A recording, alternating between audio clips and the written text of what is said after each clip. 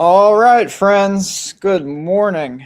Good morning. Good morning. Good morning. Let me get situated here. It's been a little while. It's been a minute, but we're back because when the college football playoff rolls around, I do some content. Got to have some fun with this.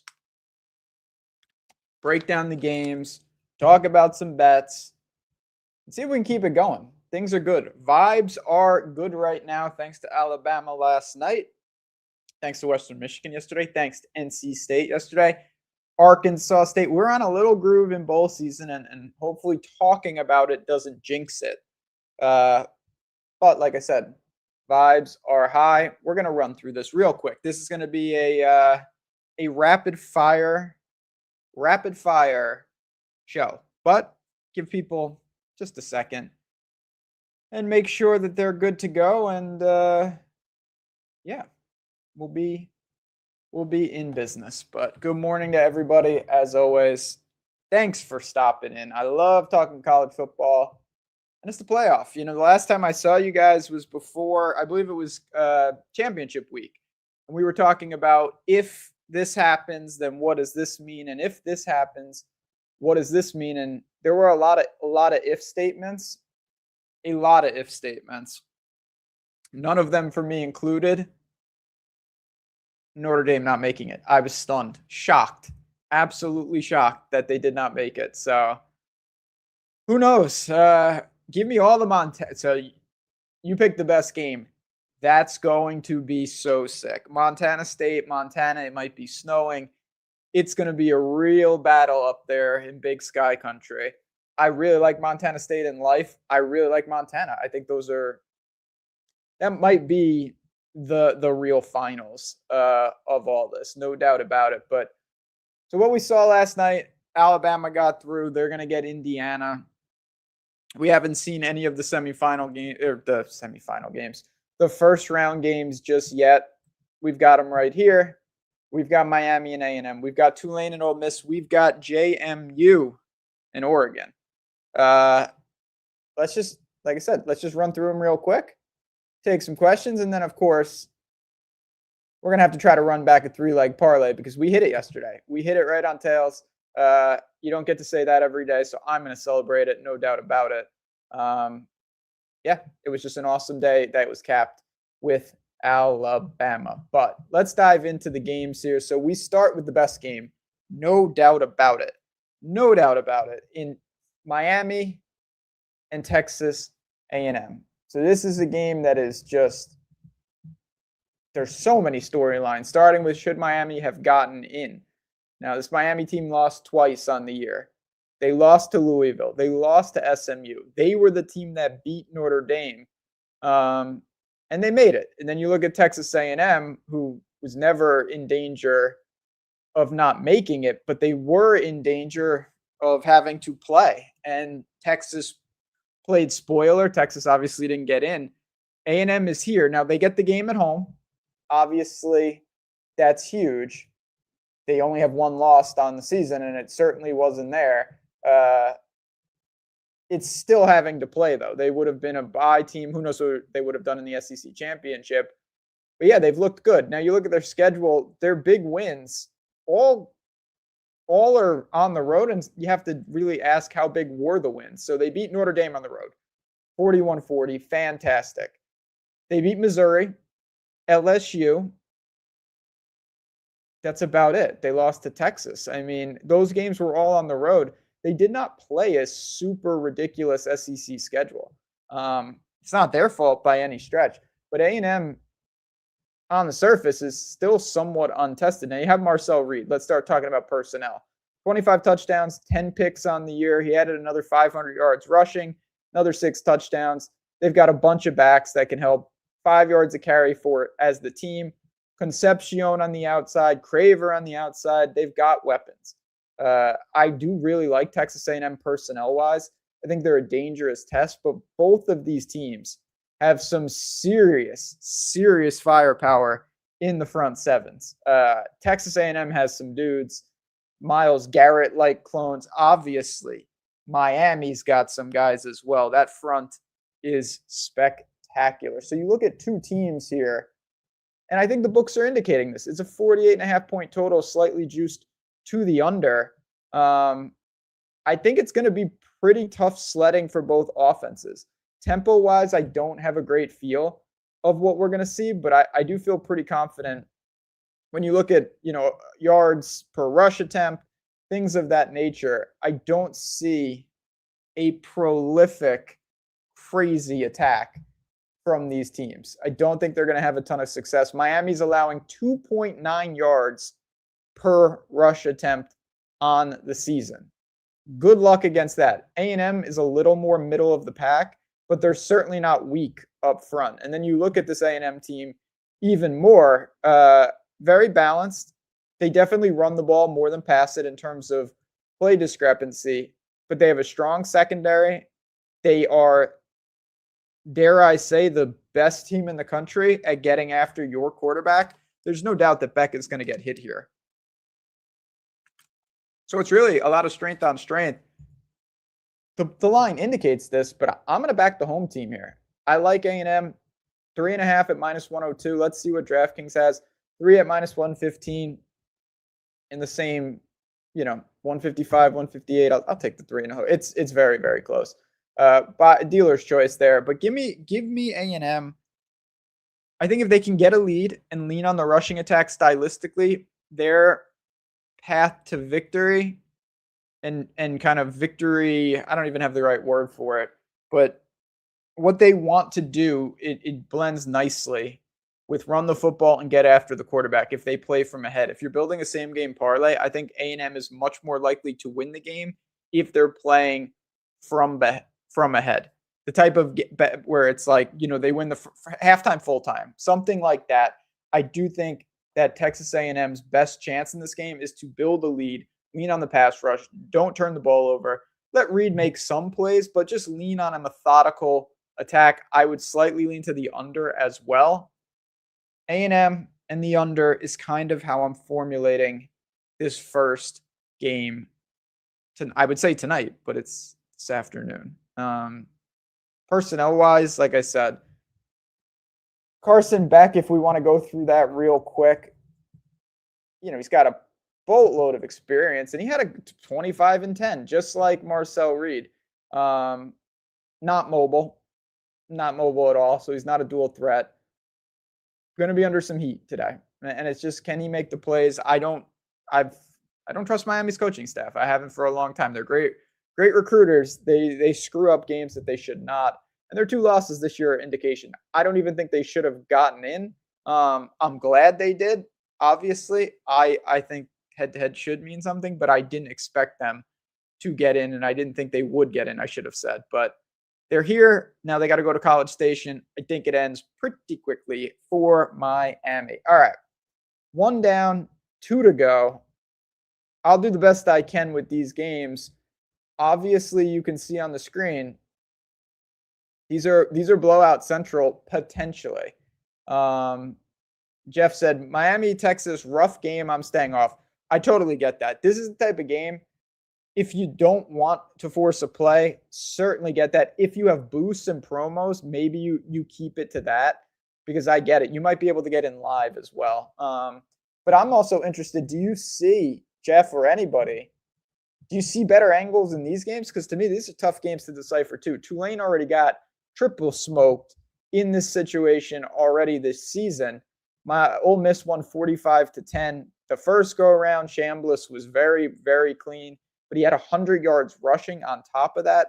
They ran for 240 yards. It was pretty bad pretty much the entire game for Tulane in that spot. 17.5, 57.5-point total. The only question I think we have to ask ourselves here is, well, it's not the only question, but how much better or worse is Tulane? Because since that, they've only lost 1 game, but they didn't play anybody of substance. They played in the American, and they didn't even play Navy. So you look at this, I don't know, the North Texas of the world, sure. Some of that pretty impressive. I don't see a lot on this schedule, and Tulane's going to have some serious problems slowing them down. They may try to run the ball. I'm certainly sure they're going to try to run the ball.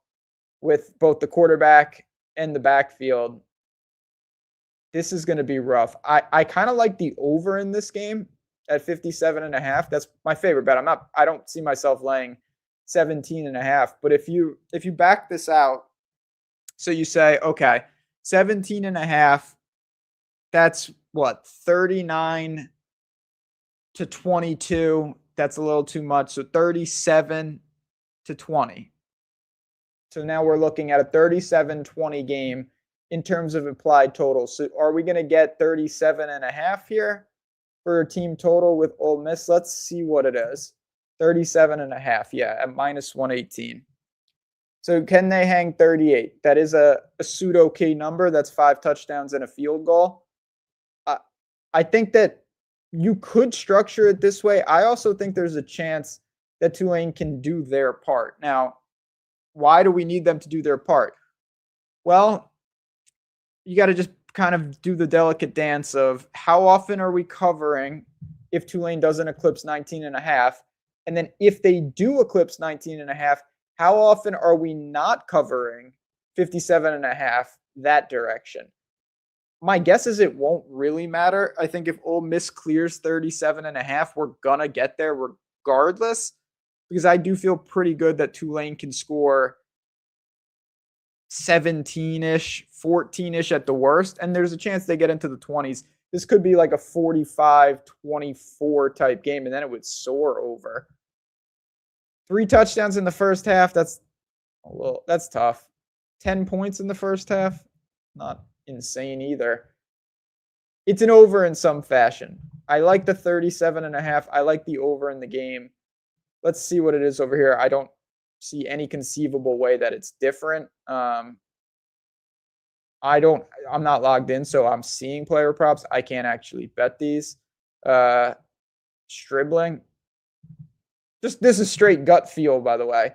I love this guy. He is a problem on the outside. So if you want a complete dart throw, Stribling. Man, I wish I had all this stuff. It's a damn shame. 37.5 at minus 115. Sure. You can click that right in. That's how I would structure this. Pretty simple, pretty effective. Yeah, Ole Miss, they win comfortably. They might win by 14. They might win by 20. They might win by 30. It's not a game I'm messing around with outside of a couple things here or there. Before I go any further, there also is NFL tonight. I'm not breaking that down right here, but I already put out a bet on tails. And again, if you haven't been over to tails, go to oddshopper.com. Find me there, follow me for free, and start getting in on the action. I dropped this parlay yesterday. Look at this. 104 people tailed it with a simple click. All you have to do is click one button and you get the exact same bet right here. And you're in. And we were fortunate enough to cash that. So if you're like, man, I like the Packers today, look at this. You press tail, it brings up all the sports books. Find the sports book, the line, whatever you want, and you're in. And you are locked right in. We've got so much. We've got leaderboards now. You can, of course, search the experts. It's nonstop action on this app. Download the app. I have it pinned right to my profile. If you want to, it's absolutely worth it, because I'm not talking about, there's a lot of really good premium Discords and VIP services, and I have one as well. But all this is free on your screen. Free picks, free access, alerts when the bets drop. It is worth it. Head over to oddshopper.com. Come have some fun and join so many. Like I said, I have 5,000 followers. It's thanks to you guys over there already. So yeah, appreciate it. Let's get back to the games, and then we'll get on with our day. All right. Oregon. Been having a lot of fun on social media, these teams. Credit to JMU for taking this in stride. They shouldn't be competitive, but you know what? They're here, and I'm not upset that they are. I think it's pretty cool, actually. Now, what are they going to be able to do against Oregon? Let's just do our due diligence here. Let's talk through the game. Let's talk through the teams and see what we've got. But it's not good. JMU's 12-1. They lost to Louisville. Their best win, I I don't know, Troy in the championship game. I mean, what else is there? They have not played anything close to the level of competition here. The stats look good, but it's hard to even look at stats because of level of competition. They're just not playing fronts and teams like Oregon at any point in the season. The Ducks are 11-1. They lost at home to Indiana. Everything else has been pretty crisp. Now, I will say, and I'm an Oregon backer in life, they haven't played exactly murderer's row either. They played Penn State on the road when Penn State was seemingly an elite team, and they won that game. That aged so incredibly bad, it's hard to really look at that the same. They beat Iowa on the road in the slop. They beat USC. That's about it. Oregon's a dangerous physical team, and they're obviously going to win the game at home. That's clear. Where does it go, though? I mean, this isn't as prolific of an offense as we've seen, but you could also say, have they been gearing down? Will they gear down here, though? Maybe you look to an Oregon first half. Maybe you look to an Oregon team total in the first half, saying they get a quick start and then they start to slow the tempo. 45.5 point total, that's an indication of pace. JMU wants to slow the game down as much as possible. Oregon's not going to play lightning speed either, in my opinion at least. This is a slow, methodical game, but efficiency-wise, Oregon is going to be through the roof. So you look at this 45-point total, and you're giving 20 points. That's a 35-ish, not a little less than that, but still, 32.5, I don't know, something like that, let's say. Instead of me doing math in my head, 33.5. Juice to the over. Is this going to be 17.5? If this is 16.5, I'm going to, See, that's a frustration. I wanted 16.5 there. You're kind of frozen out. 17.5 minus 102 is not the easiest spot in the world, but maybe we can work with it. See what we got over here real quick. Again, my gut feel on the Oregon game is I would lay the points, but it's just a lot of points to lay. Anytime touchdown scores, pick your poison here. I'd probably go. This is gut feel, so take it for what it's worth. I haven't shopped it. I can't even bet it myself. Team totals, 33.5. Yes, this is very static. Can JMU get 2 touchdowns? My honest guess is probably. Just because they're going to be opening it up in the second half. First half, minus 12.5, 24.5.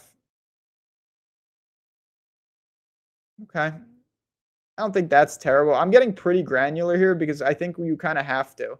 I don't see a lot on the surface for this game. This is something I would potentially entertain. Oregon first half, minus 11.5. It does feel like a 17-3 type game, something along those lines, where it's just quick, easy, somewhat surgical. I know people think like, oh my God, and maybe there's some equity here, but I don't think JMU is going to lose by like 60 points. I really do not. I think the game will be competitive in the sense that they'll show up and they'll lose. They'll lose 38-10 or 41-14, and it's just like, yep, they lost. I don't think it's going to get out of hand. I don't think they're going to embarrass themselves. Oregon has bigger things to worry about than running it up on JMU. They have to go and play. I believe they have Texas Tech, which is going to be serious business. And they've got a lot of things that they need to be ready for in these future rounds. This is a pseudo bye game. No disrespect to James Madison. They just don't have the talent. Simple as that. Quick and easy explanations today. All right, let's get out of here, but let's just zoom in on this real quick. I think this is what it's going to be, friends. I'm going to put this straight on tails. I like this. Little 3-leg action, plus 636. We've got a couple less than minus 110s, a little reduced juice. A&M, the over in Tulane and Ole Miss, and a little Oregon first half. That's my favorite bet in all 3 of these games. A quick, easy breakdown today. Now, if you have questions on anything, because I know I breezed through this, hit me up on Tails. The comments are there. I'm always reading them. I'm going to be in there dropping all sorts of best. I got to use my boosts. There's college basketball. Hopefully, all of you watching have so much extra money from Joshua last night that you're ready to spend on some college football here, and we're going to have some fun with it. But regardless, it's a great day. I love the playoff. And maybe we'll see something. You know what?